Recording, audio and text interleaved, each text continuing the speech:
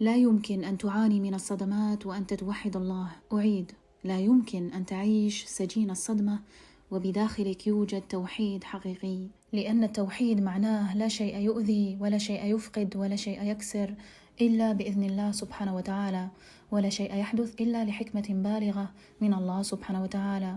والتوحيد أيضا معناه لا شيء يمكنه أن يقهرني طالما الله معي. هنا التوحيد يقوم بتحريرك من كل شيء، من دور الضحية، من الخوف، من الذنب، من الغضب، من التعلق، من الناس، وحتى من نفسك. التوحيد يحررك من الناس، من الماضي، من الذكريات المؤلمة، ومن كل شيء من شأنه أن يشوه تفكيرك السوي ونظرتك للحياة. لا توجد حرب نفسية أو روحانية يمكن أن يخسرها الموحد، وحتى في ميدان المعركة المؤمن يعادل 10 من الكفار. التوحيد يقول لك أنت عبد لله فقط، لا يوجد استعباد آخر يقيدك. فالإنسان لم يولد للسعادة، المعاناة أساسية والألم أساسي والصدمات موجودة، وهذا هو الثمن الذي يدفعه الإنسان مقابل الحكمة ومقابل القوة ومقابل النجاة.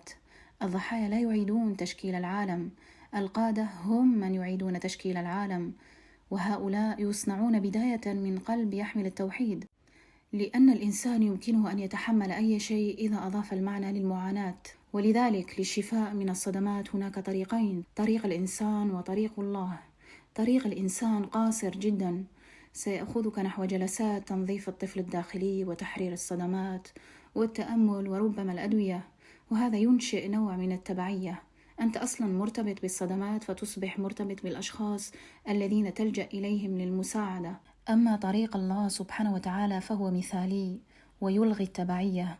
التوحيد يبقى المدمر الأعظم للتبعية. عندما تثق بأن الله سبحانه وتعالى هو الأمان وهو الشفاء وهو الملجأ، هنا تتحرر من الصدمات.